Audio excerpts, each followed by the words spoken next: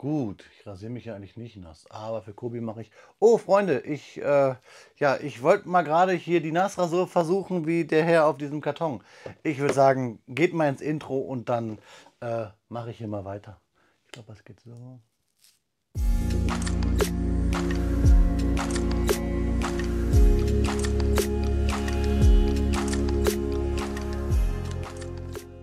Willkommen in der Noppenklößchenscheune. Mein Name ist Blockstar und ja, Freunde, so eine Nassrasur mit einem scharfen Messer, das überlassen wir vielleicht doch lieber den GIs im Felde, denn ganz ehrlich, den Bloxy ohne Bart, den gibt es nicht. Aber Freunde, ihr habt es euch vielleicht gedacht, ich habe mich hier an den Kobi Set 3116 orientiert, beziehungsweise an die Figur da drin, die eben dieses als Morgenroutine macht, nämlich sich mit Messer den Bart stutzen. Und jetzt denkt ihr euch vielleicht so, hä, dieses Fahrzeug kennt doch irgendwoher? Genau, der GMC M6 Fargo, den habe ich erst neulich für euch geklemmt, nämlich das Set 2387. Und natürlich vergleichen wir heute beide Fahrzeuge. Die neue Version und die alte. Und dann schauen wir mal, welche besser war. Also, ich mache mir jetzt die Seife ab und dann schauen wir in den Karton und klemmen was Schönes, liebe Freunde.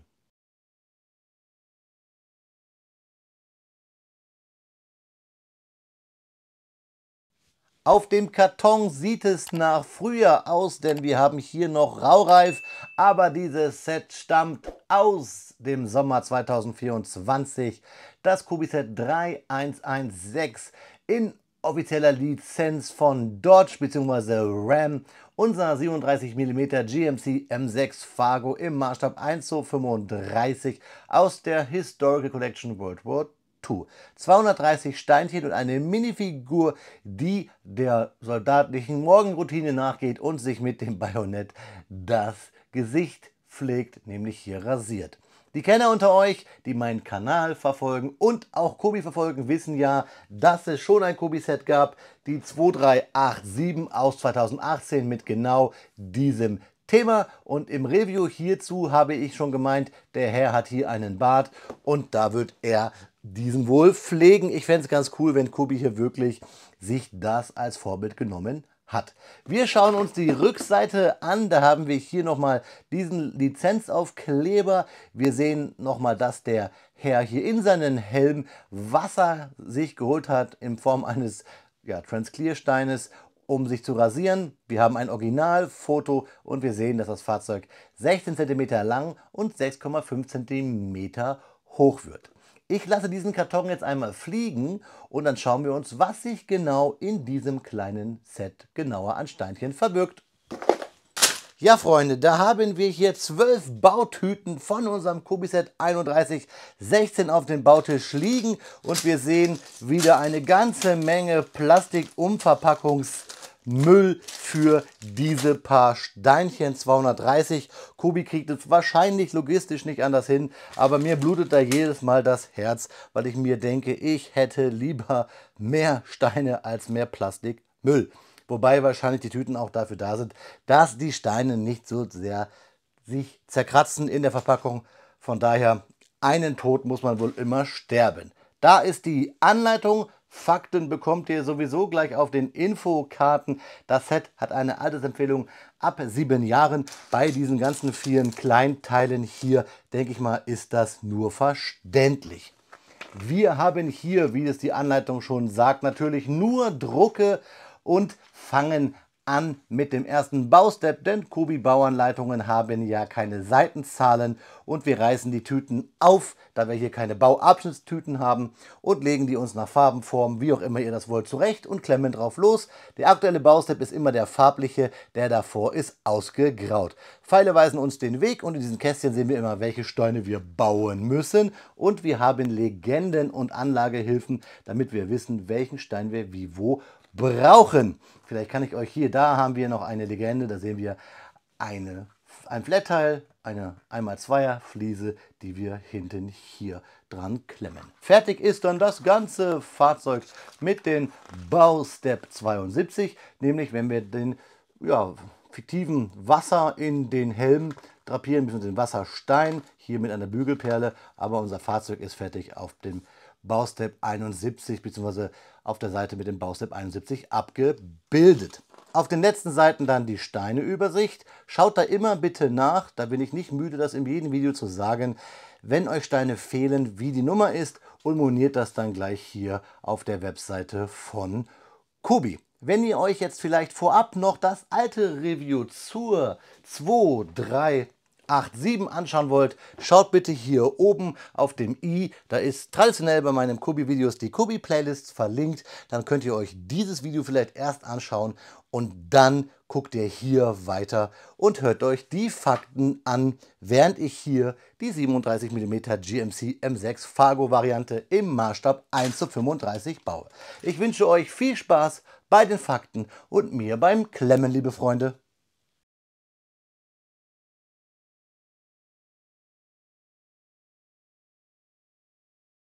Speedbildzeit ist Faktenzeit. Und da ich euch ja schon bei der älteren Version des GMC M6 Fargo über dieses Fahrzeug Fakten geliefert habe, lasst uns doch heute mal wirklich über das Rudimentäre sprechen. Lasst uns doch diese Minifigur nehmen, der sich rasiert, und fragen, wie sah eigentlich die Routine eines amerikanischen Soldaten, eines GIs, im Zweiten Weltkrieg aus? Im Verlauf des Zweiten Weltkriegs, insbesondere nach dem Eintritt der Vereinigten Staaten in den Krieg im Dezember 1941, spielte der amerikanische Soldat, auch bekannt als GI, eine entscheidende Rolle an verschiedenen Fronten in Europa, Afrika und dem Pazifik. Die tägliche Routine eines GIs war durch Disziplin, harte Arbeit und den ständigen Kampf ums Überleben geprägt. Der Tag eines GIs begann früh, normalerweise zwischen 5 und 6 Uhr morgens. Dies galt unabhängig davon, ob sich die Einheit in einer sicheren Rückzugsposition oder an der Front befand. Ein Weckruf, oft in Form eines lauten Hornsignals oder durch einen Vorgesetzten, rief die Soldaten zum Aufstehen. Innerhalb von wenigen Minuten mussten sie ihre Ausrüstung inspizieren und sich auf das morgendliche Appell vorbereiten. Der Appell, der normalerweise gegen 7 Uhr stattfand, diente dazu, die Anwesenheit zu überprüfen und Befehle für den Tag auszugeben. Nach dem Appell folgte das Frühstück, das je nach Situation sehr einfach oder etwas umfangreicher ausfallen konnte. In rückwärtigen Gebieten gab es oft warme Mahlzeiten, bestehend aus Rührei, Speck und Kaffee. An der Front war das Frühstück jedoch oft auf Rationen beschränkt, die sogenannte K-Ration. Diese enthielt unter anderem Kekse, Konserven und Schokolade. Nach dem Frühstück stand in der Regel eine Phase des Trainings oder der Vorbereitung auf den nächsten Einsatz auf dem Programm. Dies konnte Schießübungen, das Üben von Marschformationen oder das Reinigen und Warten der Ausrüstung umfassen. Schießübungen fanden typischerweise auf nahegelegenen Schießständen statt, wo die Soldaten ihre Fähigkeiten mit dem M1 Garand, dem Standardgewehr der US-Armee, verbesserten. Das M1 Garand, ein halbautomatisches Gewehr, hatte ein Gewicht von etwa 4,5 Kilogramm und war mit 8 Schuss pro Magazin geladen. Je nach Standort und Situation verbrachten die Soldaten auch Zeit damit, ihre Schützengräben oder Lager zu verbessern. An der Frontlinie gehörte das Ausheben von Schützengräben zu den täglichen Aufgaben, die sowohl dem Schutz vor feindlichem Beschuss als auch vor dem Wetter dienten. In manchen Gebieten mussten die GIs zudem Minenfelder entschärfen oder Stacheldrahtzäune errichten.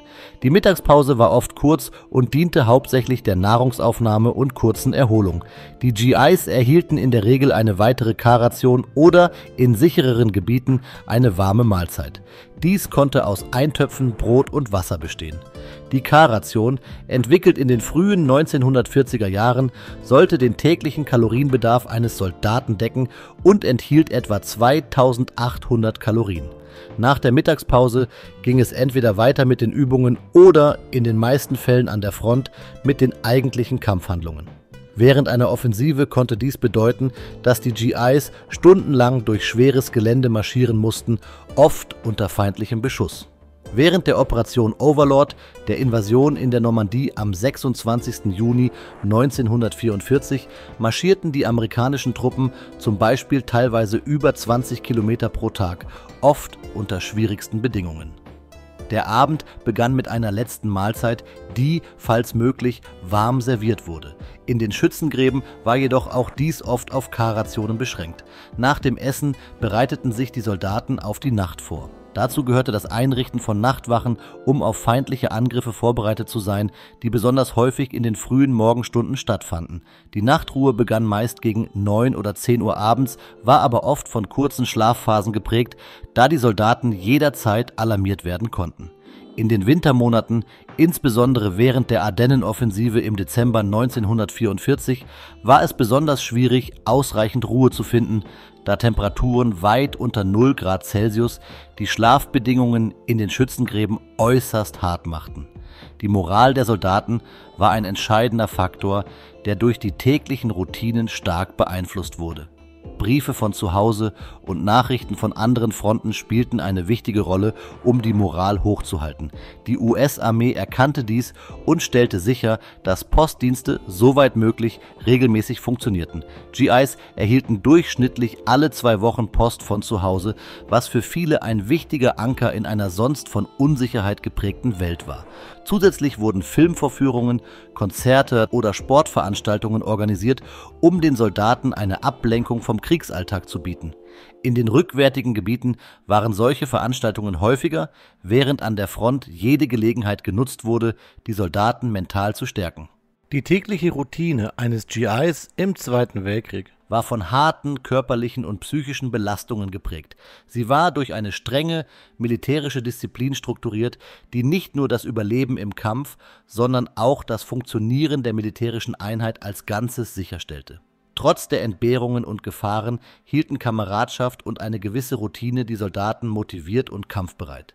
Diese tägliche Routine half, die US-Truppen durch einige der schwersten Kämpfe des Zweiten Weltkriegs zu führen und war ein entscheidender Faktor für den letztendlichen Sieg der Alliierten. Ja, Freunde, das waren mal etwas andere Fakten. Ich finde sehr interessant und ich finde, irgendwann wird es hier auch mal das Gegenstück geben, nämlich die Routine eines Lanzers, sprich eines deutschen Soldaten. Hier war ich ja inspiriert durch den rasierenden GI in diesem Kobi-Set. Und natürlich heißt es K-Ration und M1 Garand, aber da ich oft auch bei polnischen oder russischen Sets hier die deutsche Version, die deutsche Aussprache benutze, habe ich das in dem Text so auch gemacht. Aber Freunde, jetzt soll es ja nicht mehr um die Fakten gehen, jetzt geht es um das Klemmbaustein-Set 3116. Freunde, viel Spaß dabei. Nach 42 Minuten war er fertig, unser 37 mm GMC M6 Fargo aus 2024, das Kobi-Set 3116 in der offiziellen Lizenz von Dodge bzw. Ram GMC. Das ist ja alles das gleiche heutzutage. Es waren 230 Steinchen und wir haben hier eine Minifigur. Und die Minifigur ist für mich, das kann ich euch sagen und habt ihr vielleicht schon beim Intro gemerkt und generell bei diesem Video, das Highlight dieses Sets. Versprochen habe ich euch, dass wir uns die Version aus 2018 einmal anschauen bzw. gegenüberstellen. Das Review zum Kobi Set 2387 findet ihr hier oben auf dem i. Es handelt sich natürlich auch um ein 37 mm GMC M6 Fargo. Nur der Maßstab ist halt hier ein anderer. Dieser Maßstab hier ist irgendwie, ja, keine Ahnung, gewürfelt, während wir hier auf dem Karton stehen haben 1:35. Fangen wir aber erstmal mit dem ganz normalen Review von diesem Fahrzeug hier an und schauen uns die Anleitung an. Die war sehr leicht verständlich und mit der konnte man super gut das Set wegknuspern. Ich habe es euch gesagt, 42 Minuten, dann war das Set geklemmt und vielleicht geht es auch etwas schneller. Natürlich hatten wir auch ein paar Steine über, denn das haben wir immer bei Kobi ja so ein bisschen. Hier wieder mal relativ viel. Ich komme mir hier vor wie bei einem alten Kobi-Set. Wir haben hier so einen Metallic-Stein, so eine Abdeckung. Ich kann euch auch gleich zeigen, warum. Wir haben eine C-Clamp, die ist bei Kobi immer leicht, wie soll ich sagen, stressanfällig. Das heißt, diese Steine können Stressmarken bekommen. Deswegen packt Kobi da eigentlich in der Regel immer welche dabei. Und dann das übliche Gedöns an kleinen Bars und Bügelperlen, beziehungsweise haben wir keine Bügelperlen hier, wir haben hier diese Lichtscheiben, nenne ich sie mal, und wir haben eine Bügelperle. Ja, also wir haben ein bisschen was dabei, das ist ganz nett. Nett ist auch dieses Set, ich zeige es euch einmal. Ich packe nur erstmal die Figur an die Seite, denn wie gesagt, die ist das Highlight, das heben wir uns zum Ende auf. Und auch hier diesen Helm mit der Wasserpfütze heben wir uns auch zum Ende auf. Da haben wir das Fahrzeug, Highlight natürlich ziemlich viele Drucke. Wir haben hier 2 Sitze und könnten theoretisch, wenn die Arme nicht gegeneinander stoßen würden, auch 2 Kobi-Figuren reinpacken. Wir haben hier vor allem toll diese, ich weiß gar nicht genau, wie sie heißen, müsste ich mal recherchieren, diese 1x2er mit hier diesem Schild in schöner Holzmaserung. Wir haben hier, wie gesagt, Drucke, die Hoheitsabzeichen. Hier haben wir die Rücklichter reingedrückt. Wir haben hier die Prints auf diesen Rounded Slopes an der Seite für die Motorhaube. Wir haben natürlich hier den Stern der US-Streitkräfte und hier auch und eine Nummer, sowie auf der anderen Seite auch. Und da haben wir sogar hier eine Art Blinker aufgedruckt, so ähnlich wie wir das, kann ich schon mal spoilern, bei der 2018er Version ja auch haben. Highlight sind die Accessoires, die wir haben. Wie gesagt, klar, die maserierten Steine hier, aber wir haben hier Halterung für Waffen. Wir haben hier einen riesengroßen Rückspiegel. Da kommt auch dieses Silberteil rein, was wir einmal über haben. Hier ist dieser Rückspiegel. Sieht aus wie eine Riesenkelle. Ich denke mal, das war einfach notwendig, um an diesem Geschütz vorbeizugucken. Und wir haben natürlich hier wieder ein Formteil für die Front und auch wieder so eine enge Bauweise, wie wir das bei der Ambulanzversion des GMC hatten. Auch das Video dazu findet ihr hier oben auf dem i auf meiner Kobi-Playlist. Das Fahrzeug sieht eigentlich ganz cool aus, hat auch hier eine Klappe. Ich finde nur, das Geschütz sieht komisch aus. Während wir das hier so nach unten dreieckig haben und hier so leicht nach oben zulaufen, haben wir das bei der Version ganz anders. Könnt ihr gleich nochmal schauen. Wir haben natürlich ein Lenkrad, wir haben eine Gangschaltung und wir haben hier einen Rucksack, eine Art Fallschirm. Das finde ich cool. Bedenklich finde ich ein bisschen, dass wir dieses ganze Geschütz nur auf einer dieser C-Clamps haben, auf dieser 1x1er. Das finde ich ein bisschen komisch. War für mich auch etwas schwierig, das drauf zu platzieren und ist dadurch auch etwas fragil. Und generell wirkt dieses Geschütz viel zu groß für dieses Fahrzeug. Das war es vielleicht in echt auch, aber irgendwie, ich habe euch ja extra ein kleines Schwarz-Weiß-Foto auf die Infokarten gepackt, sah es da homogener aus. Auch müsst ihr aufpassen mit den Bauweisen hier unten, wenn ihr zu viel drückt, dann bricht euch das hier unten raus. Habt ihr vielleicht beim Speedbild gesehen. Sonst finde ich es ganz nett, dass wir es hier unten so clean gebaut haben und uns auch Noppen nach vorne lächeln. Das zeugt auch wieder von toller Baurichtungsumkehr-Bauweise bei Kobi. Und natürlich hier vorne auch schön diese angedachte Seilwinde mit einem ganz schönen, wie soll ich sagen, ja, Baustein, eine Baulösung hier mit diesen typischen Rohrenstein oder Röhrenstein, der natürlich hohl ist und mit diesen 1x1ern, mit dieser ja, auch seitlichen Aufnoppung, ich weiß nicht genau, wie man es sagen kann, also es ist ja irgendwie eine Brick oder ein Plate Modified, egal, also haben wir hier auch seitlich diese Art und Weise einer Seilwinde nachstellen können. Und auch schön gelöst hier mit diesen sehr flachen Fliesen, die auch bedruckt sind und diesen Dreiecksteinchen an einer Bar auf einem Bracket haben wir hier schön ein Schutzblech gebaut. Und auch eine Anhängerkupplung haben wir hier unten irgendwie definiert und hier ein Tritt für unsere Panzerabwehrkanone, die wie gesagt ja nur auf einen Stein hängt und von hinten genauso rudimentär gebaut ist eigentlich wie die Version von 2018. Und die schauen wir uns auch einmal ganz kurz an.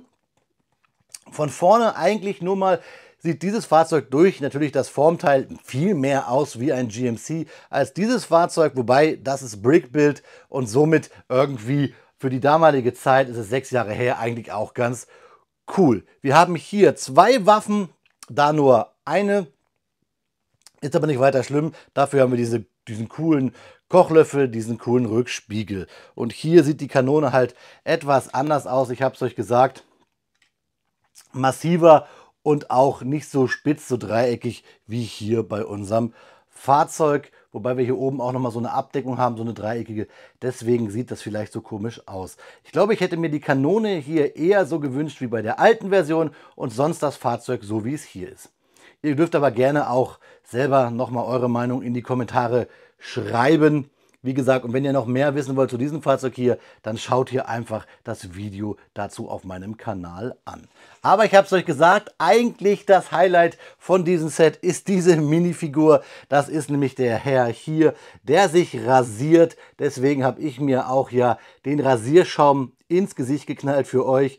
Er schaut etwas verschmitzt aus, sieht aus, als hätte er schon Seife im Gesicht gehabt, hat diese Schuhe hier, diese hellbraune, eine hellbraue Hose.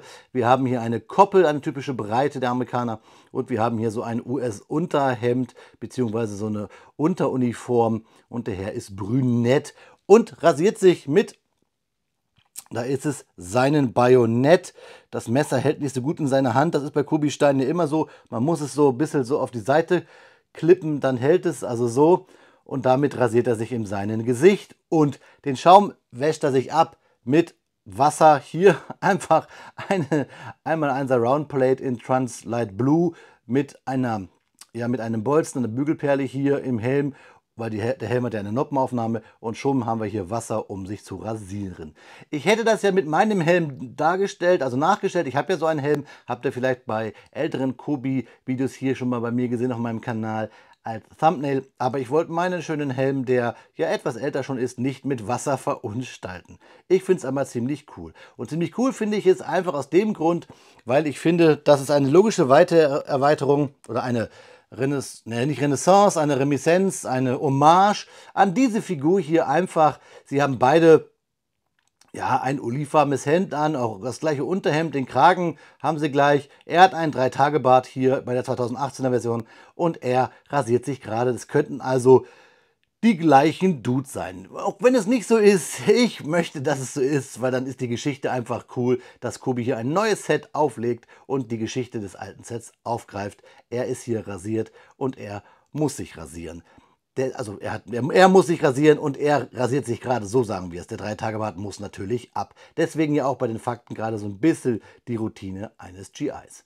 Ja, Freunde, jetzt bekommt ihr natürlich noch einmal Detailbilder hier unseres aktuellen M6 Fagus und dann schauen wir uns zum Abschluss in unsere Augen.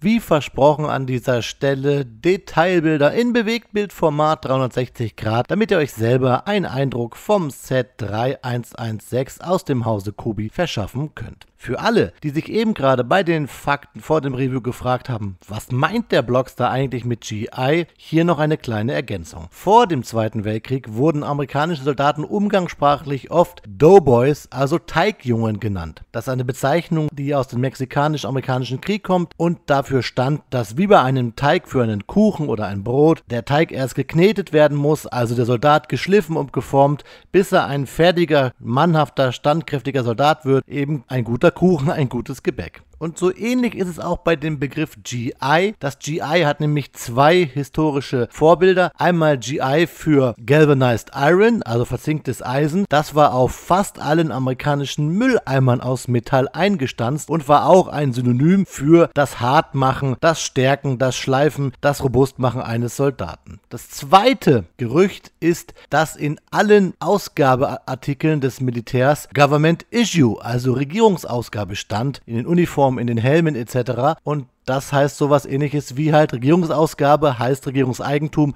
und somit bezeichneten sich die Soldaten halt selber auch als GI. Später gab es noch andere Bedeutungen wie General Infantry, Ground Infantry, General Invasion oder Government Inductee, aber am bekanntesten sind die Begriffe Galvanized Iron und Government Issue. Ja, Freunde, das ist das Video schneller zu Ende, als dass Kubi gerne mal eine Neuauflage von einem Set bringt. Und ich hoffe, das Video ist gleich zu Ende, denn ich brauche unbedingt einen Bonbon oder einen Kakao, denn ich habe Rasierschaumgeschmack im Mund. Ich weiß gar nicht warum. Ihr etwa? Schreibt es mir gerne unten in die Kommentare. Ja, unsere 3116, ich habe es euch gesagt, sie ist mir ein bisschen zu wabbelig und im Maßstab wirkt das alles so ein bisschen gedrungen. Trotzdem ist es sehr detailliert. Unsere ältere Version wirkt etwas überdimensioniert, aber dann doch irgendwie stimmiger. Wenn die Figur nicht wäre, dann wäre das ein richtig cooles Fahrzeug. Dann würde man gar nicht auf die Idee kommen mit dem falschen Maßstab. Was ich aber cool finde ist, und ich habe es euch bei diesem Video schon gesagt, und ich interpretiere es so hinein, wir haben hier einen Herrn mit Bart und hier wird sich rasiert. Da muss eine Geschichte einfach zusammengehören. Ich denke mal, diese Figur ist diese Figur, nur in einem anderen Maßstab. Beziehungsweise die Figur ist ja gleich, aber ihr wisst, was ich meine. Wir denken uns das jetzt so, machen wir einfach so, Punkt. In diesem Sinne, Freunde, wünsche ich euch auch immer eine schöne Rasur, wenig Rasierbrand und immer genug Rasierschaum im Haus. Hatte ich nicht, musste mir beim Nachbar leihen. Vielen lieben Dank dafür an die tolle Nachbarschaft. In diesem Sinne, Freunde, ihr wisst, so ein, ja, GMC ist auch nur ein Auto. Ich wünsche euch eine gute Fahrt. Auf Wiederbauen, euer Freund, der Blockstar.